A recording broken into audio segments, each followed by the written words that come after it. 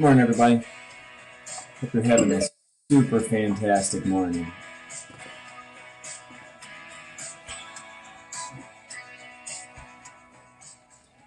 Hey, good morning, everybody.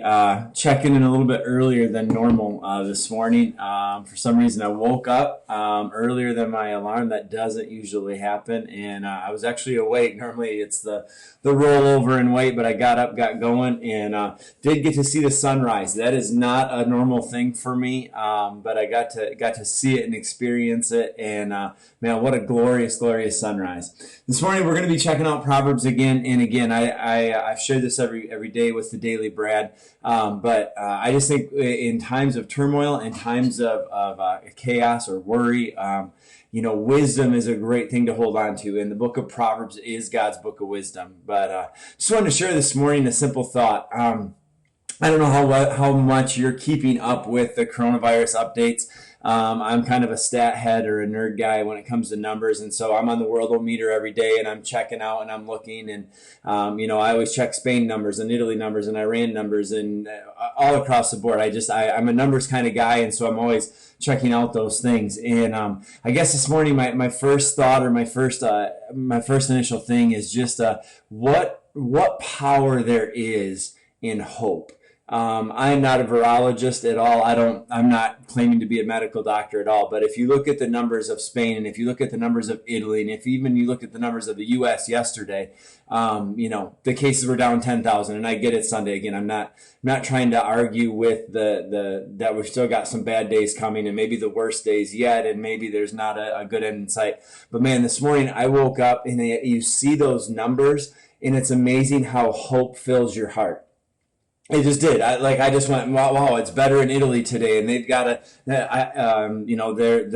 retransfer rate, their R ratio is under 1, which is a huge step for a disease. And you look at Spain, and their numbers are down, and it was just amazing how instantly I was filled with hope. Now, I also know how instantly we can be filled with fear, or how instantly we can be filled with disappointment or just anxiety. But boy, this morning as I drove in and the sun was rising, I just went, man, what great hope there is when you know that there's an end in sight. And I'm not saying that this is the case with this virus yet. I'm not here to be a prophet and say, oh, we're past the worst. That's not it.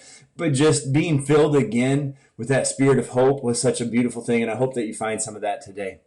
Want to check out Proverbs chapter 5 today. And Proverbs chapter 5 is really a whole chapter warning a son about the dangers of adultery, about warning a son about avoiding the temptation that comes along with that. And I'm not really going to focus a lot on the idea of adultery today. I think it's somewhat ironic that Solomon probably was the writer of Proverbs in this case, and he really struggled with the ladies, and yet he was warning his son not to struggle in that area.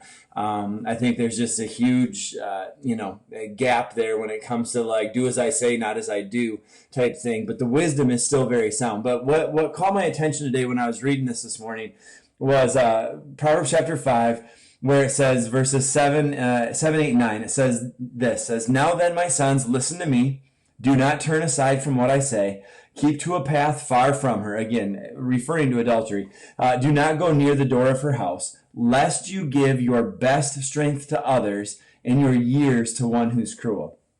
And again, this is obviously in the context of that situation, but I want to just pull it out of that context for a moment. As I sit here at the beginning of a day, as you sit here at the beginning of a day, and I want to focus in on that phrase, your best strength. Every day we are given 24 hours. And we only have so much strength to give. If you want to picture it in different ways, I've heard different preachers, different things talk about in different ways. But if you picture, you've got a pile of stones in your hand, right? You've got a basket full of rocks, or you've got a pocket full of cash, and every hour you got to pay it out. My question to you this morning, my challenge to both of us, to all of us today, is simply this: what's going to get your best strength today? What is going to be the thing that gets your best energy, your most creativity, your best passion and enthusiasm and joy? Who are you going to pour into today? How are you going to love them well? Where is your best strength going to be allocated?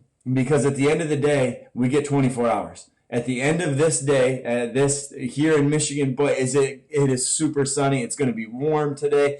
You know, I'm hoping to get a run in and spend time with my kids and make moment with my family and all those good things. But here's the question for all of us, each and every day: who gets our best strength?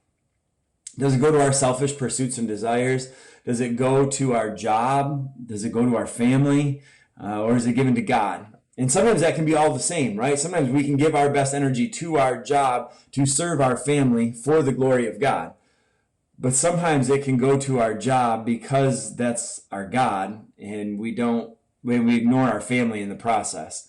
This morning, I just challenge you real quickly, real simply. Take a look at the book of Proverbs. Continue to turn to God for wisdom in these moments. I pray that you find hope and you begin to experience that joy that's available when you see that tides are turning and when hope is on the horizon, when the sun is starting to shine.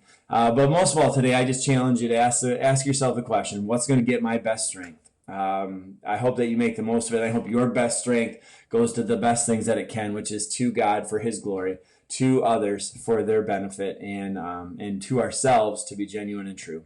Wishing you all nothing but the best. Have a super awesome, amazing Monday. Love y'all. Peace out. Deuces.